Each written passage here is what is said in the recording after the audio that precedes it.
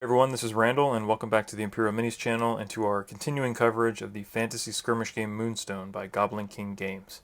This video will be another installment in our Troop Box review and guide series. This video will be a bundle deal focusing on two separate individual unit boxes, the Dominion unit, the Firespitter, and the split Commonwealth and Dominion unit, Gotchgut. These two units, aside from both being on 40mm bases, couldn't be more different. One is a range damage powerhouse that definitely does not want to be in a melee fight, and the other is a brute who loves nothing more than a good up-close scrap. As with our previous videos in the series, we'll walk through each character's unit card, then discuss some of the ways to use these characters in the game, and then close out with a rating for each character based on a variety of different metrics. Going from shortest to tallest, we'll start off with the Goblin character, the Firespitter. Now, the Firespitter was actually the first unit ever produced commercially for the game of Moonstone. Before the game ever had its first official Kickstarter for the full game, a Kickstarter launched for the Firespitter as something of a proof of concept for taking the full game to Kickstarter. In case you couldn't tell from his name and model, the Firespitter is a Goblin flamethrower unit, and he conforms to all the Goblin occupational health and safety standards one would expect of the Dominion. This stout fellow carries a huge barrel of some kind of incendiary liquid on his back, held on precariously by some sticks and ropes. The nozzle of his flamethrower is some kind of antique, exquisite, dragon-looking weapon that is probably too elaborately designed to be of Goblin manufacture. The Firespitter wears some armor, including what looks like a stew pot on his head, and he's brought plenty of lit candles with him to ensure he can keep firing his weapon without pause. In addition to the stocky, hunched operator of the flamethrower, this set comes with a smaller Goblin assistant operating the bellows that propels the incendiary liquid through the weapon. This guy appears to be just as motivated to set things on fire as the larger Goblin he's squiring for. As far as keywords go, the Firespitter is a Goblin and a Soldier, so he'll be at home in Goblin lists and has some additional synergy with abilities that target soldiers, like Portly Pete's Stand to Attention ability, for example, that targets a Goblin and has additional benefits for soldiers. Now let's take a look at the Firespitter's base stats. He has a pitiful melee stat of 2, but as we'll see further in a moment, this fella does not want to find himself in a scrap. Accordingly, his melee range is also only 1 inch. He has a very respectable arcane stat of 5 to help him more reliably draw the cards he needs to set things on fire. Due to the large, cumbersome frame that he cuts, he has an evade stat of +1, making it easier for opponents to hit him with arcane abilities. Moving on to the Firespitter's passive abilities, he is understandably slow, so it will take him longer to waddle up into range to use his flamethrower. This means, though, that if he's deployed nearby a Moonstone at the start of the game, he can snag it without slowing him down any further. He also doesn't want to be up close to a fair fight, so he might be a good early game Moonstone carrier. Firespitter has the predictable combatant keyword, which reinforces what a terrible melee fighter he is. But, come on, look at this guy. Do you think you'd really be a fleet-footed duelist when you're carrying a giant barrel on your back and you're tethered to another little goblin behind you? Predictable combatant means that anytime the Firespitter is in a melee fight, his player must reveal his melee card hand to his opponent before selecting a card. This means that as the Firespitter player, your opponent will always have advanced knowledge of which card you might play. So let's say you have a low guard and a rising attack in your hand. Your opponent might expect you to use the low guard to trigger your signature move to pop smoke and get out of dodge. The opponent can use this information to select a melee card that combos beneficially against your low guard. This is to simulate the fact that the Firespitter, being slow and heavily burdened, would likely broadcast which melee move he was about to respond with. The Firespitter can actually use this passive ability to his advantage, however, selecting the melee card that he expects his opponent would expect him to take. So in the case we described before, instead of playing the predictable low guard, the Firespitter might actually play the other card to juke his opponent and catch him off guard. Rounding out Firespitter's passive abilities, he has the Ramshackle Armor ability, so he'll be a little bit more resilient to physical damage, but this does nothing to mitigate magical damage. Moving on to active abilities, the Firespitter has 1. 2 goblins walk into a tavern. This ability costs 2 energy and has a respectable 8-inch range. This ability can only target another goblin, but it gives 2 separate goblins +1 energy and +2 to their evade stat, which is to say that it makes their evade much worse for the rest of the turn. Using this ability means that the Firespitter can't use his Fire Blast ability that turn without getting additional energy from another source. I see this ability as most useful in the early turns of the game to support your vanguard of goblins in their efforts to move up the field quickly and have additional energy to dig up moonstones. This leaves those goblins more vulnerable to arcane abilities since it increases their evade stat substantially, but as with all things goblin, there's always some risk inherent in every reward. In early turns of the game, this ability also pairs well with the Goblin King's Rule the Roost ability. The Firespitter can dish out extra energy to 2 other goblins in turn 1 or 2. Then the Goblin King can activate, bonk Firespitter on the head, dealing him a couple of damage but giving him 2 energy and another free activation. Then the Firespitter uses his active ability again, giving 2 additional energy to other goblins up the field. Being able to distribute 4 energy to other friendly goblins early in the turn is pretty huge. This active ability is also a good hedge against the Firespitter's flamethrower suffering a catastrophe at some point in the game and exploding, becoming useless. It'll let him support his other goblins even after his own attack potential becomes completely flaccid. Now moving on to the Firespitter's one arcane ability, Fire Blast. This is the main reason you bring this guy. Like Ribald's Fire Cannon ability, this one can dish out quite a lot of damage in the right circumstances, and unlike Ribald, the Firespitter has a pretty beefy arcane stat to back him up in his attempts to draw the right cards. Fire Blast costs 2 energy, which would leave the Firespitter with only 1 energy remaining, and it has a decent range of 8 inches. The ability requires any blue card and deals 2x magical damage, with x being the value of the card you played. What makes this ability so special beyond the 2x damage multiplier is the fact that this fire damage is magical. Magic damage mitigation in the game is far more unusual than other types of mitigation, meaning that Firespitter's Fire Blast attacks are more likely than other ranged abilities to do their full damage. So even if you draw or bluff a blue 1, you're often doing 2 direct damage to an opponent. Once you're safely in range of some good targets, the Goblin King can come in again and support the Firespitter with some more bonks on the head to give him 2 additional energy and another activation, allowing him to potentially roast opponents twice in one turn. Firespitter has a decent health pool of 8, but after a couple of bonks from the Goblin King, he will have dropped 1 of his energy and be at half health, so you might want to have a healing plan for this guy. Another important note about his Fire Blast ability is that, unlike some other ranged attacks and arcane abilities, this one cannot be used if Firespitter is engaged.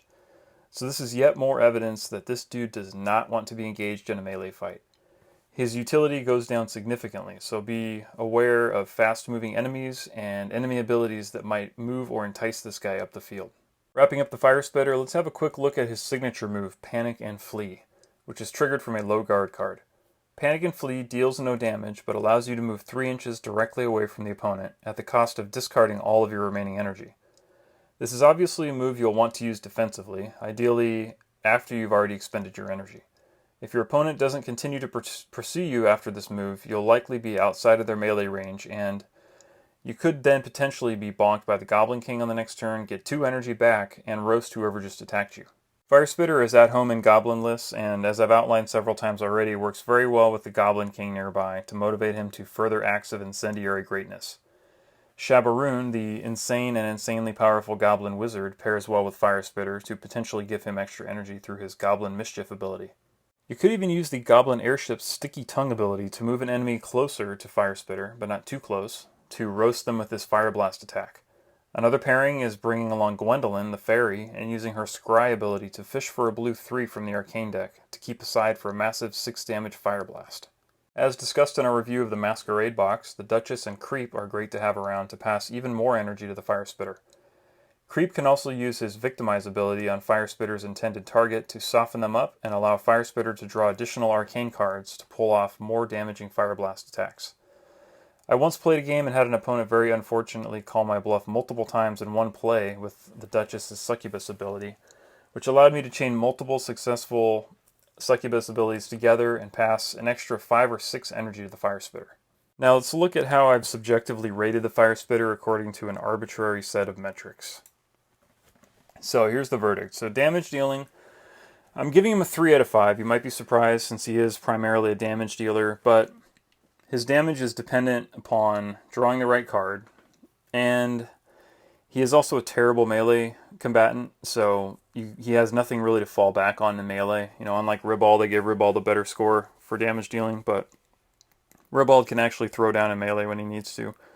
So I'm giving Firespitter a 3 out of 5, just because he's kind of a one-trick pony when it comes to damage dealing, and he needs the right conditions to really get that damage through. Healing, obviously, 0 stars. He does no healing. Energy manipulation, I'm giving him a 2 out of 5 here, purely because of his 2 goblins walk into a bar ability.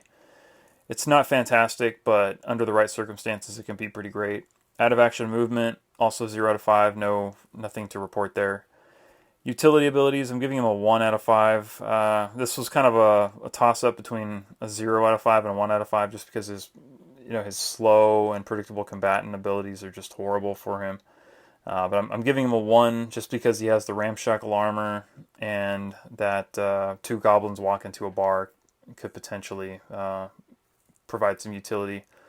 Along with his panic and flee in the right circumstance, if he's a Moonstone carrier, gets somebody right up in his grill, he could possibly pop panic and flee and then get out of there. Keyword synergy, I'm giving him 3 out of 5 because there are a lot of goblin. There's obviously a lot of goblin synergies there, and a few soldier synergies that will help move him around and give him extra energy. Value, I'm giving him a 3 out of 5, just because he's really a one-trick pony. He's there to do damage to folks. So, when things work out for him, he can do a lot of damage. But if things aren't going well for him, or if he gets charged by another enemy early on or at an inopportune moment, then he's not really providing a whole lot of value. Overall rating, I'm going to give him a 3 out of 5, kind of for the same reason. He is there to shoot things and burn things, but if things don't go his way and he doesn't draw the cards he needs, or somebody engages him, then he just really doesn't do a whole lot. So, he's kind of one of these feast or famine guys. He can do a whole lot of really good work, or he can have kind of a really poor game. So, overall, I'm giving him a 3 out of 5. Now, moving on to Gotchgut the Giant. Gotchgut is a pretty common sight in games of Moonstone since he provides so much value to both the Commonwealth and Dominion factions and doesn't require a ton of support to do good work. Aesthetically, Gotchgut is obviously a giant, and as such his model is quite large. He looks a bit like a dummy, I would say, with a slouched posture, a slack jaw, and he's scratching his head like some kind of primate. He's wearing ill-fitting clothes and has some small bits of armor on, in addition to wielding a large cleaver. What he may lack in brains, however, he more than makes up for in brawn, as we shall soon see. As far as keywords, Gotchgut has the giant and mercenary keywords.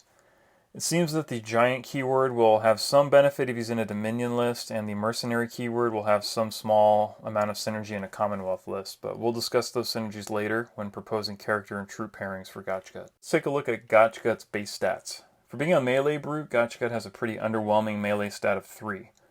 You're going to want to look for ways to increase his melee stat with the help of friendly characters. He has a melee range of 2 inches, which is pretty average for giants and trolls. This will let him engage with smaller units outside of their own effective melee range, allowing him essentially to hold their forehead with one hand and whack them with his sword with the other. Gotchgut has no arcane abilities, so his arcane stat is 0. He's a giant, so he has the customary +2 evade stat that other giants and large characters have. Looking quickly at his health and energy, he has a whopping 14 health, giving him the highest health pool currently in the game. Less impressive is his paltry 2 energy, which is the common trade-off we see in high health giants and trolls. They can take a lot of abuse, but can't really be fussed to do much in response on their own. Finding ways to get Gotchgut additional energy will be the key to making the most out of this character. Now let's look at his passive abilities. He has the ramshackle armor ability that the Firespitter has, so we won't spend any time on that. He'll take a little less non-magical damage. That's great for a unit with so much health. Gotchgut has the ability Brute Strength, which gives him a flat +2 damage to all melee damage. This is great since it applies to all damage types, be it impact, slicing, or piercing, so he doesn't care which type of swing he's making. He'll do extra damage with them all. It's this +2 to all damage that makes this guy such a consistent damage dealer and makes up for his somewhat average melee stat of 3. His last passive ability is Bodyguard, which allows him to body block 1 hit for a character with the Noble keyword within 4 inches and line of sight once per turn.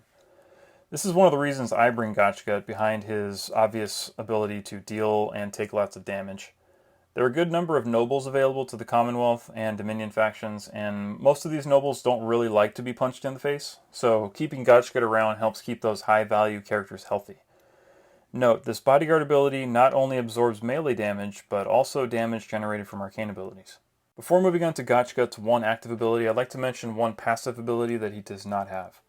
For being a big lumbering giant, you may notice that Gotchgut does not have the slow passive ability like some other large characters.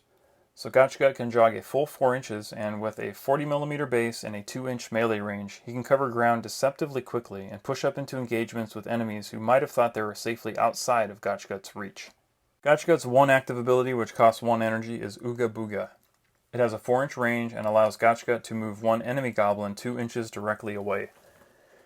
This ability is really the least of the reasons you bring Gotchgut.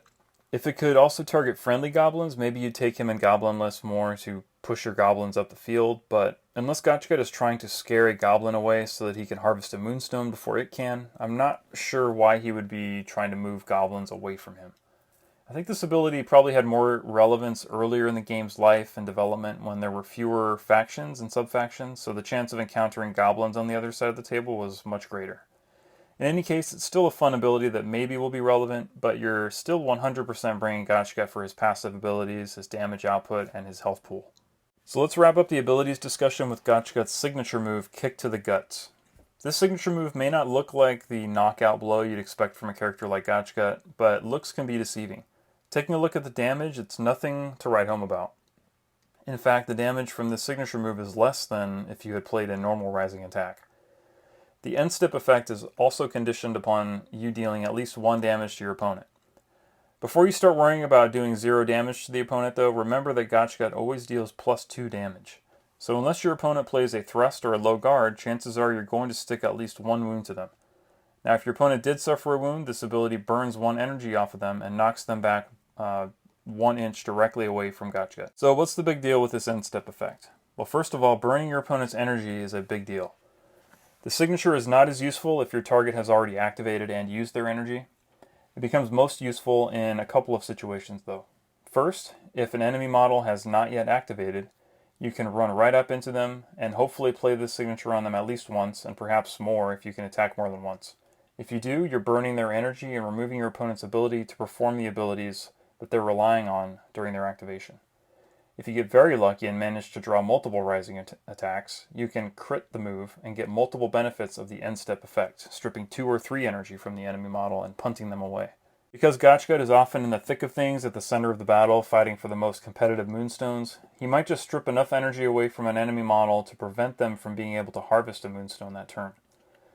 The second useful opportunity for the signature is when Gotchgut uses the ability defensively.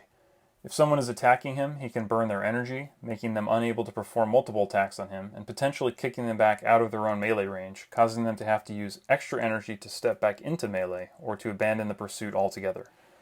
So not only is Gotchgut a potential powerhouse damage dealer, but he can really ruin your opponent's plans once he gets his hands on them and starts kicking the energy out of them. So how do you want to use Gotchgut? I usually use him in a couple of ways. First, I use him as a surgical battering ram and support him with some heals. Surgical battering ram may sound a bit oxymoronic, but you want to pick your engagements carefully. Once you see the right opportunity, you send him in. You can't be careless with Gotchgut though. You do have to be careful not to overextend him too early or get him bogged down in a fight unsupported, because that 14 health can disappear quickly if an opponent gets lucky on arcane or melee draws. Fortunately for Gotchgut, opponents may not really want to go fisticuffs with him in a protracted melee due to his flat +2 damage in melee. An opponent could find themselves emerging bloodier from the fight they instigated. The other way I use him is as a meat shield for a nearby high-value noble, thanks to Gotchgut's bodyguard ability. I can get a little more feisty with a noble like the Duchess, and a bit more reserved with Gotchgut, keeping Gotchgut close by the Duchess to soak up hits for her and to engage any would-be attackers. Alright, now let's look at some Commonwealth keyword synergy. So, first looking at Agatha. Agatha synergizes with Gotchgut's mercenary keyword with her ability Deutsche Courage. So with this ability, any soldier or mercenary, if they make a melee attack within 6 inches of Agatha, they get 1 energy once per turn. So this is great to give Gotchgut additional energy if he's wailing on somebody. Secondly, there's Brunhilde with her Epic Ballad of Giant Heroes pulse. It's a 6-inch pulse, costs 1 energy to her. But other giants within the pulse gain 1 energy. So she can kind of support Gotchgut, feed him more energy so he can get up there and smack things harder. Getting extra energy to giants is huge, since they can hit really hard with every attack, but they're naturally low energy. So Gotchgut may be low E, but he's definitely not low T, so when he's juiced up, he can do some serious work.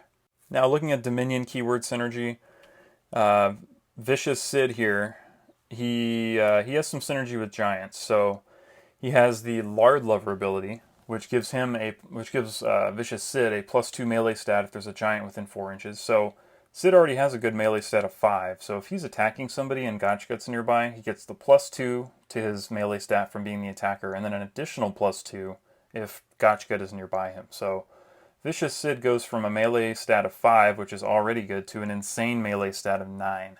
So Vicious Sid would draw 9 cards if he's the attacker somewhere near Gotchgut. And his second synergistic ability here is Giant Whisperer. So Giant Whisperer can move a target giant 1 inch. So in the case of Gotchgut, he can move Gotchgut closer to him. He can move Gotchgut backwards with a Moonstone if he needs to. He can move Gotchgut forward. He can also use this against enemy giants, excuse me. But this isn't a Vicious Sid video, it's a Gotchgut video, so we'll move on. So one more note on the Giant Whisper ability.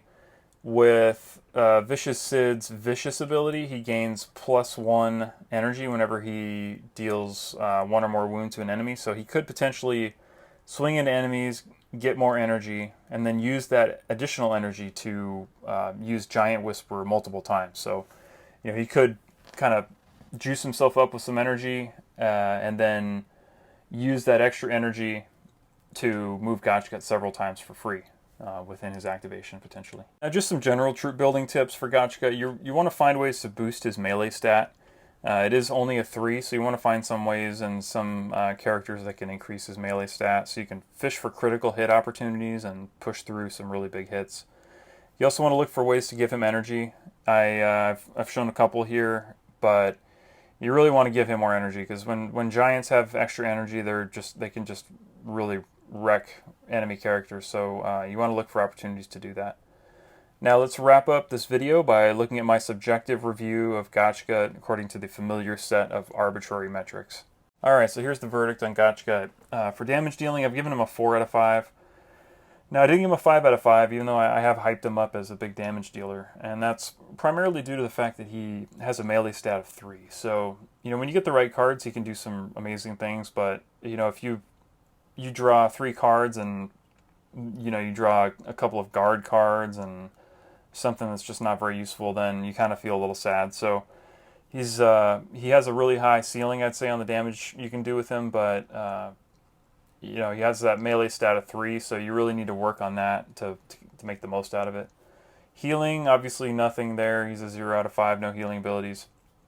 Energy manipulation, I'm going to give him a 2 out of 5 on this. Now, he doesn't have any active abilities that really help you with energy, but his kick to the guts ability can really be a game changer in the right circumstances. So, and he is going to want to be up in melee a lot, so you will have opportunities to use that kick to the guts signature move. So I'm giving it a 2 out of 5 because it can really, really come in handy. Out of activation movement, I'm just giving him a 1 out of 5 here. He does have the Ooga Booga ability to move goblins, but like I said, it's almost more, I almost consider it more of a flavor ability. I haven't really ever used it in practice. So the 1 out of 5 stars, he's getting that for just the kick to the guts, essentially, the punt of kicking your opponent. Utility abilities, I'm giving him a 4 out of 5 here. His passives are just awesome. He has Ramshackle Armor, which is fine. The +2, the Brute Strength for the +2 damage is amazing. And then also the Bodyguard ability. So more than anything, I use Gotchgut for his Bodyguard ability, I'd say. I bring him alongside the Goblin King a lot. I bring him alongside the Duchess. And that Bodyguard can just soak up so much damage, and then you heal up Gotchgut a little bit. He body blocks hits for your nobles, and he does a lot of great work with that. So I'm giving him a 4 out of 5 for utility abilities. Keyword synergy, I'm only giving him a 1 out of 5. I pointed out a few synergies here, but I was really struggling to find some. So, but good news is he's not somebody who really needs a whole lot of keyword synergy. He performs very well without really needing to be tied into a lot of keywords. Overall value, I'm giving him a 4 out of 5. He's just one of these characters you can kind of throw in any list, and he just does work. I was struggling here on the value and overall rating between a 4 out of 5 and a 5 out of 5. I find myself bringing him a lot. I think he's one of these characters that if you're new to the game, he's gonna be one of your first picks. If you're playing Dominion or Commonwealth, you're gonna want to grab Gotchgut. He's just such an amazing value. I would say, he can do a lot of damage. He can take a lot of damage.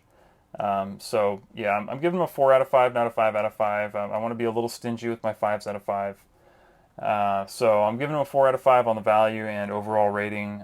But if I could do a 4.5 out of 5, I would. But I don't want to start going down that road of giving half points. It's going to make this process maddening. So we're just going to go with a 4 out of 5 here, and I'll leave it at that. Well, that does it for this video. Thanks very much to everyone who made it this far. I planned this video to be a double feature because I didn't think I would have enough to say about each of these models individually to justify a video for each, but I appear to have underestimated my ability to nerd out over Moonstone discussions. I surely could have made this video more detailed, and I know I left out a number of synergies and strategies, so I will kindly ask my viewers to report their opinions and favorite uses of these models in the comments section. Thanks again to everyone who watched the video, and be sure to subscribe so you'll see the next one when it pops up. Until next time, this is Randall, signing off.